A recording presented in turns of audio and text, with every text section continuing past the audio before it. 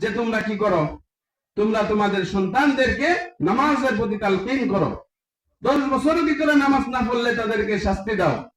আল্লাহ রাব্বুল আলামিন বলতেছে তুমি ঈমান আনলা, তোমার পরে সর্বপ্রথম কাজ কি? নামাজ পড়তে হবে। নামাজের পরে বলতেছে নামাজের জন্য তোমার কেরাত প্রয়োজন, এই জন্য আল্লাহ তাআলা কোরআন দিয়ে দিয়েছে মানুষকে। আল্লাহ রাব্বুল আলামিন ইরশাদ করতেছেন যালিকাল কিতাবু লা রাইবা ফীহ, এটা এমন একটা কিতাব যে কিতাবের ভিতরে কোনো ভুল ত্রুটি কোনো মানুষ ধরতে পারে নাই। আল্লাহ রাব্বুল আলামিনের সবচেয়ে বড় একটা মুজিজা যে রব্বুল আলামিন আমাদেরকে এমন একটা কিতাব দিয়েছে যে কিতাবের ভিতরে কোনো বিন্দু পরিমাণ ভুল নাই। এই কিতাবের আরেকটা মুজিজা কি? একটা ঋষভের কাছ থেকে সূরা ফাতিহা শুনবেন, এক ধরনের মজা লাগবে, আরেকজনের কাছে শুনবেন আরেক ধরনের মজা লাগবে।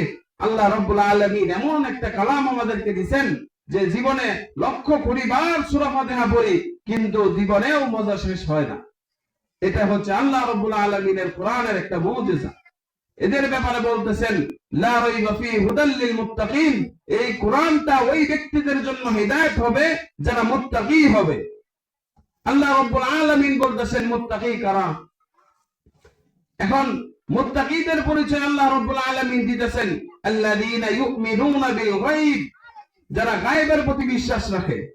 অর্থাৎ আমি চোখে যা দেখলাম, যা দেখলাম না, যা হচ্ছে বা যা হবে, যা পূর্বে হয়েছে, সমস্ত কিছুর প্রতি ঈমান রাখা, এটাকেই বলা হয় গায়বের প্রতি বিশ্বাস রাখা। এক্সাম্পল, আল্লাহ রাসূল সাল্লাল্লাহু আলাইহি সাল্লাম মিরাজ থেকে আসার পরে যখন বর্ণনা দিতেছিল সাহাবীদেরকে, সেই সময় কাফেররা যায় আবু বকর রাদিয়াল্লাহু তাআলা আনহুকে বলছে আল্লাহ রাসূল কি হাবিজাবি কথা বলতেছে, এগুলা কি হওয়ার সম্ভব? এক রাতের ভিতরে এত কিছু করা সম্ভব? হযরত সিদ্দিক আকবর রাদিয়াল্লাহু তাআলা কি বলছেন, যদি মুহাম্মদ বলে থাকে তাহলে 100% সত্যি কথা। এটা হচ্ছে গায়বের প্রতি বিশ্বাস, যে দেখেই নাই, আল্লাহ রাসূলের মুখ থেকে শুনেও নাই, তারপরেও বিশ্বাস করে নিছে।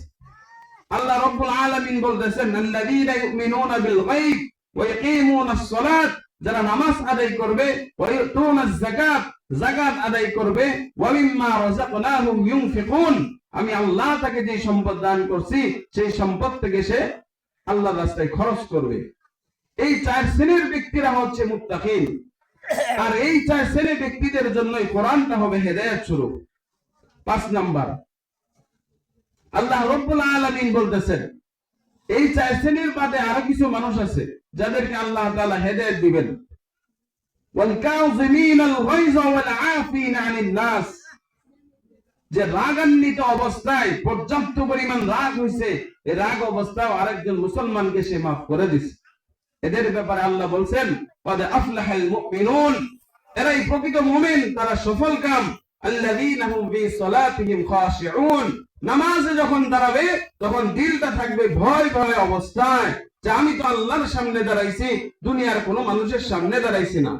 অথচ আমাদের নামাজের অবস্থা কি? নামাজের ভিতরে একদিন এক ইমাম সাহেব তেলাওয়াত করতেছে, নামাজের পরে মুসল্লি কয় হুজুর আপনার নামাজ 1 রাকাত ভুল হইছে। ও কেন ভুল হইল? আমি হুজুর প্রত্যেকদিন এসে নামাজে দাঁড়াই, আমার দোকানের হিসাব, বাড়ির হিসাব, ব্যবসার হিসাব করে শেষ হয়, তারপরে 4 রাকাত শেষ হয়। আজকে দোকানের হিসাব করতে করতে আপনার নামাজ শেষ হয়ে গেল, আপনার নামাজ ভুল, 2 রাকাত কম হইছে।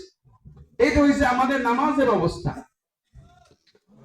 হযরত আলী রাদিয়াল্লাহু তাআলা আনহুর পায়ের মধ্যে তীর ঢুকছিল, বলছে নামাজে যখন দাঁড়াইবে তখন তুমি খুলবা।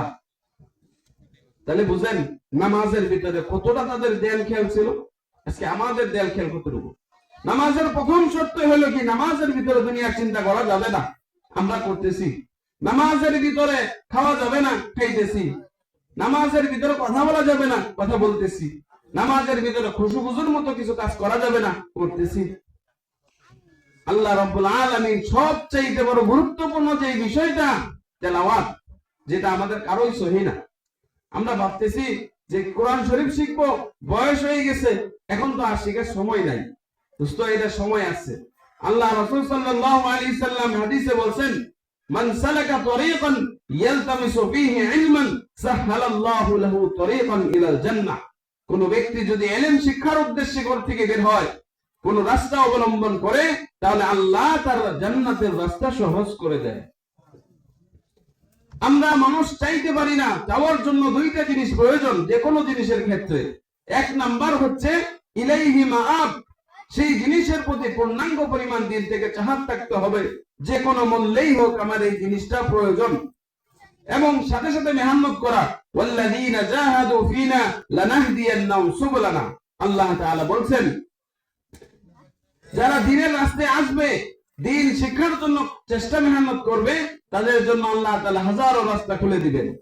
এই খুলে দেওয়ার জিম্মাদারি আমার আপনার। ভাই দোস্ত বুজুর্গ, আল্লাহ তাআলা